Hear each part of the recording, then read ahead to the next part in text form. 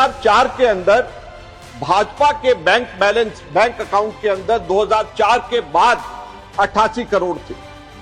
हमारे कांग्रेस के बैंक के अंदर 38 करोड़ थे, लगभग 2 गुना भाजपा के हमसे ज्यादा थे। हमारी सरकार आई, ज्यादा हमारी स्ट्रेंथ थी, तो ज्यादा स्ट्रेंथ के बेसिस पे हमें ज्यादा पैसा मिला। अब भाजपा आती, 2014 में भाजपा के बैंक अकाउंट में 295 करोड़ रुपए थे। 2019 में 295 से ये जंप करके कितना हो गया, 3,562 करोड़ रुपए। आदरणीय सभापति महोदय, मैं आपका धन्यवाद करना चाहता हूं। आपने बोलने का मौका दिया और एक बहुत महत्वपूर्ण विषय है चुनाव सुधार का। सभापति महोदय, हम दुनिया भर में बड़े गर्व से छाती ठोक कर कहते हैं कि Bharat mother of democracy, Bharat लोकतंत्र की जननी है। लेकिन जो तथ्य आज मैं इस सभा के अंदर रखूंगा, सभा पटल पे रखूंगा, वे चीख चीख करके गवाही दे रही हैं कि भारत में शायद यह जननी अब जीवित नहीं है।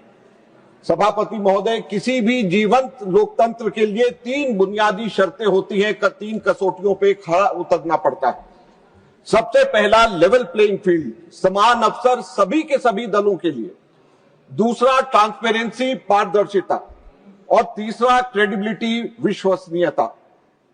सबसे पहले अगर हम लेवल प्लेइंग फील्ड की बात करें तो मैं केवल आंकड़ों के ऊपर जाऊंगा। सभापति महोदय, मैं कांग्रेस पार्टी का कोषाध्यक्ष भी हूं, राज्यसभा के एमपी के साथ साथ।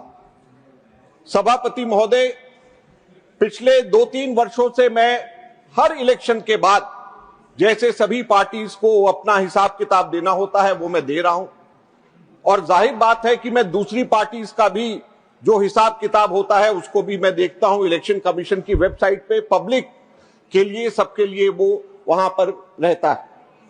सभापति महोदय, आप बड़े हैरान होंगे, सदन बड़ा हैरान होगा, मैं कुछ आंकड़े देना चाहता हूं।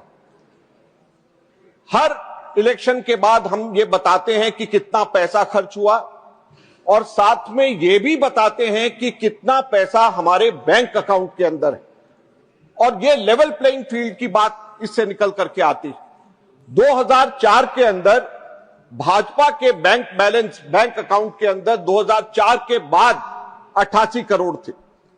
हमारे कांग्रेस के बैंक के अंदर 38 करोड़ थे, लगभग 2 गुना भाजपा के हमसे ज्यादा थे। हमारी सरकार आई, ज्यादा हमारी स्ट्रेंथ थी, तो ज्यादा स्ट्रेंथ के बेसिस पे हमें ज्यादा पैसा मिला। और भाजपा के बैंक के अंदर 150 करोड़